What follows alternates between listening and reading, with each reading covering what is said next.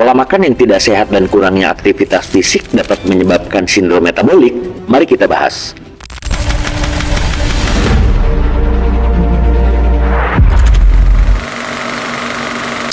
Sobat Tambaraga, pasti banyak yang masih belum familiar dengan sindrom metabolik. Memang itu apa sih? Nah, sindrom metabolik adalah kumpulan kondisi yang terjadi bersamaan dan meningkatkan risiko penyakit serius, seperti diabetes tipe 2, penyakit jantung, dan stroke. Kondisi ini meliputi tekanan darah tinggi, kadar gula darah yang tinggi, kelebihan lemak di sekitar pinggang, dan kadar kolesterol atau trigliserida yang tidak normal. Diagnosis sindrom metabolik dibuat jika seseorang memiliki setidaknya 3 dari 5 faktor risiko tersebut. Pastinya, akibat akan terjadi jika ada sebabnya. Penyebab utama sindrom metabolik biasanya dikaitkan dengan gaya hidup yang tidak sehat dan faktor genetik. Ada beberapa faktor utama dari sindrom metabolik, yaitu 1. Obesitas abdominal. Lemak berlebih di sekitar perut meningkatkan resiko resistensi insulin, yang merupakan salah satu penyebab utama sindrom metabolik. Yang kedua, resistensi insulin itu sendiri.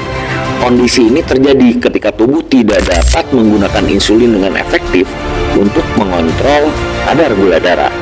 Yang ketiga, peradangan kronis. Peradangan tingkat rendah dalam tubuh dapat berkontribusi terhadap pengembangan sindrom metabolik. Yang keempat, pola makan yang tidak sehat. Konsumsi makanan tinggi lemak jenuh, gula yang tinggi, dan garam yang tinggi dapat memicu kenaikan berat badan dan gangguan metabolik lainnya. Dan terakhir, kurangnya aktivitas fisik. Gaya hidup rebahan, banyak duduk meningkatkan resiko obesitas dan resistensi insulin. Begitu Sobat Tambaraga.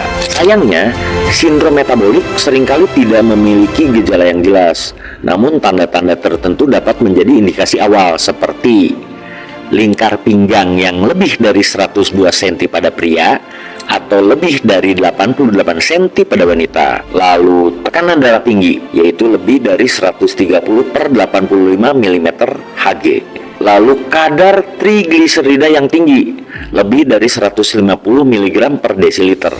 Dan ini ada satu lagi, kadar HDL atau kolesterol baik yang rendah, yaitu kurang dari 40 mg per desiliter pada pria dan kurang dari 50 mg per desiliter pada wanita. Nah, ternyata ada satu lagi Sobat Tambaraga, yaitu gula darah puasa yang tinggi, yaitu lebih dari 100 mg per desiliter.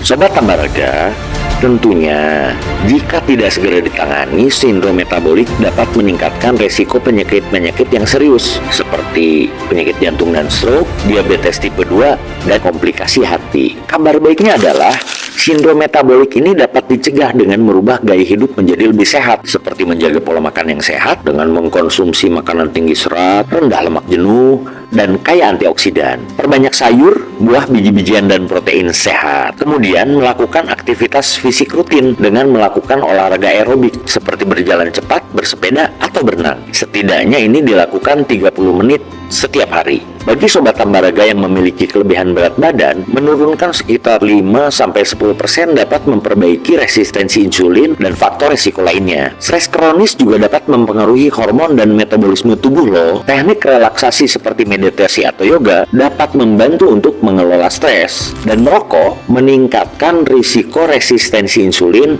dan penyakit kardiovaskuler. Sehingga alangkah baiknya jika Sobat Tambaraga mengurangi atau bahkan berhenti merokok atau mengkonsumsi nikotin dengan cara yang lain.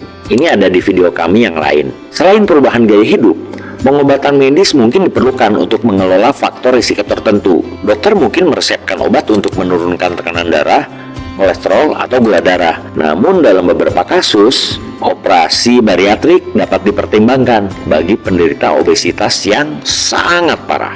Sindrom metabolik adalah kondisi yang serius, tetapi dapat dicegah dan dikelola dengan gaya hidup sehat. Deteksi dini dan intervensi yang tepat sangat penting untuk mencegah komplikasi jangka panjang. Jika Sobat Tambaraga merasa memiliki faktor risiko sindrom metabolik, segera konsultasikan dengan tenaga medis ya, untuk evaluasi dan perencanaan perawatan yang tepat. Jangan lupa klik like, komen, dan subscribe. Sehat setiap hari, hidup lebih bahagia.